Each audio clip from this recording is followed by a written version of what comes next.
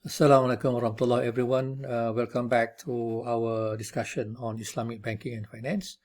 We have been looking at an issue in consumer financial protection, which is Rule 78.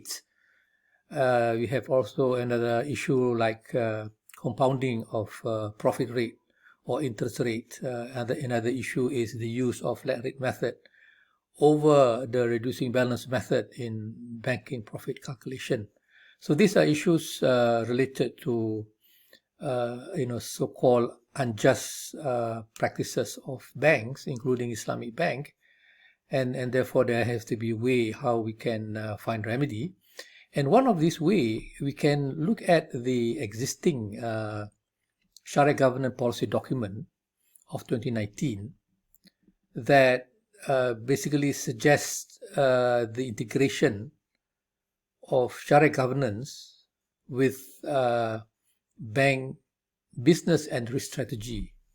So we can ask ourselves, how do we integrate Shariah governance and bank business and risk strategy as directed by the Central Bank of Malaysia?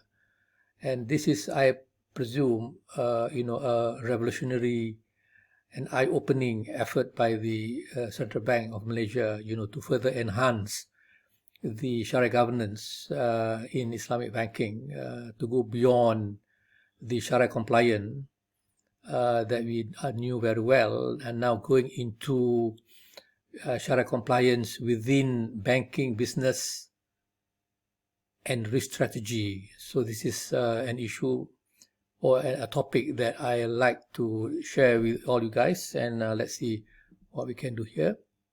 As we know, we see earlier that in Rule 78, the bank takes a bigger portion as profit and the customer keeps smaller portion as principal payment. And this Rule 78 mainly affecting banking product like personal and car loan. And as criticized by many consumer group, Rule 78 is an extreme form of unequal and highly disproportionate monthly loan payment distribution and has been banned in many countries. And under a default event or early settlement, many customers will find out that they are a losing party, because they will be very surprised to see that they have a lot more outstanding loan to settle with the bank.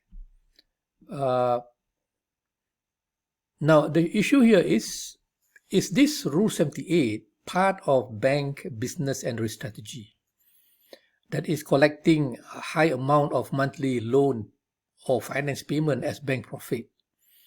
So for example, bank business strategy, meaning that to collect as much as they can in the first 5 years of the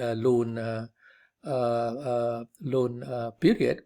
Is it to maximize profit, to take as much profit as they can, and then bank risk strategy, it is related to maybe bank wanting to mitigate loss from moral hazard of consumer who deliberately seek for early settlement to gain from their speculative activity. So this can be a possible event that the bank would like to mitigate or to eliminate, and therefore they will make sure that the large portion of the loan payment are recognized as profit.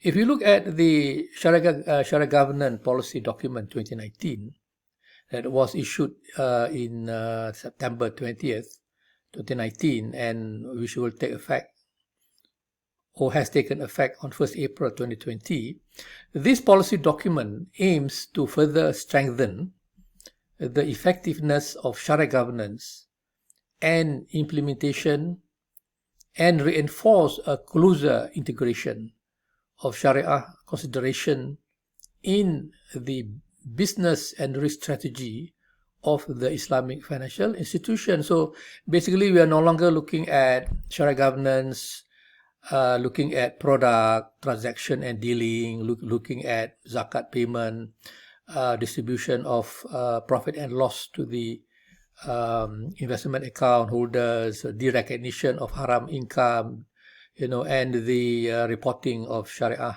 non-compliance event. These are the existing Shariah parameters for reporting. But then now that parameter seems to be expanded, to another dimension where, Shariah governance and Shariah committee members should be more and more knowledgeable about what's going on in the banking, commercial policy. So this business and risk strategy of the Islamic Bank is something very new and even difficult to consume, by some people. And therefore, I presume that this step taken by Bank Negara Malaysia is a noble one, and this is a step taken to enrich Shariah governance, to make sure that the Shariah compliant will also be looking into the banking business and risk strategy. Okay, so we'll stop here, and then I'll come back to further expand this Shariah Governance Policy Framework parameters in the coming video. Thank you very much. Assalamualaikum warahmatullahi.